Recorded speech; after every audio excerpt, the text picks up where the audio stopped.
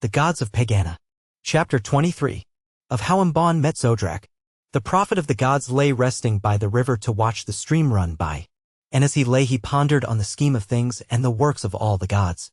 And it seemed to the prophet of the gods as he watched the stream run by that the scheme was a right scheme and the gods benignant gods, yet there was sorrow in the worlds. It seemed that Kib was bountiful, that Mung calmed all who suffer, that Sish dealt not too harshly with the hours, and that all the gods were good, yet there was sorrow in the worlds. Then said the prophet of the gods as he watched the stream run by, there is some other god of whom naught is writ. And suddenly the prophet was aware of an old man who bemoaned beside the river, crying, Alas! Alas! His face was marked by the sign and the seal of exceeding many years, and there was yet vigor in his frame. These be the words of the prophet that he wrote in his book. I said, Who art thou that bemoans beside the river? And he answered, I am the fool. I said, Upon thy brow are the marks of wisdom such as is stored in books. He said, I am Zodrak. Thousands of years ago I tended sheep upon a hill that sloped towards the sea. The gods have many moods.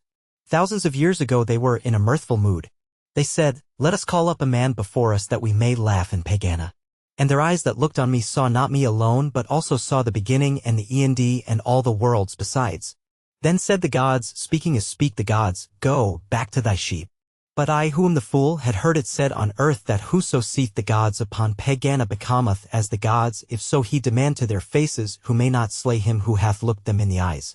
And I, the fool, said, I have looked in the eyes of the gods, and I demand what a man may demand of the gods when he hath seen them in Pegana.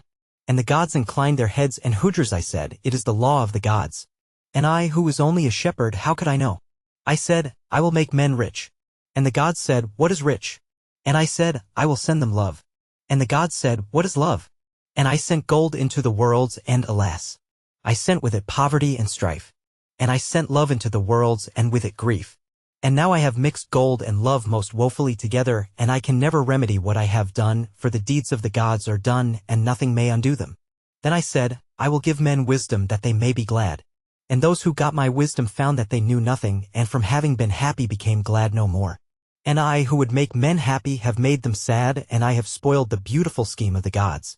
And now my hand is forever on the handle of their plough. I was only a shepherd, and how should I have known?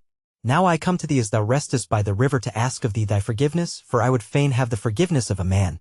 And I answered, O Lord of 7 skies, whose children are the storms, shall a man forgive a god?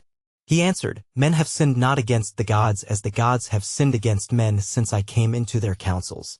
And I, the prophet, answered, O Lord of 7 skies, whose plaything is the thunder, thou art amongst the gods, what need hast thou for words from any man? He said, Indeed I am amongst the gods, who speak to me as they speak to other gods, yet is there always a smile about their mouths, and a look in their eyes that saith, Thou wert a man. I said, O Lord of 7 skies, about whose feet the worlds are as drifted sand, because thou biddest me, I, a man, forgive thee. And he answered, I was but a shepherd, and I could not know. Then he was gone.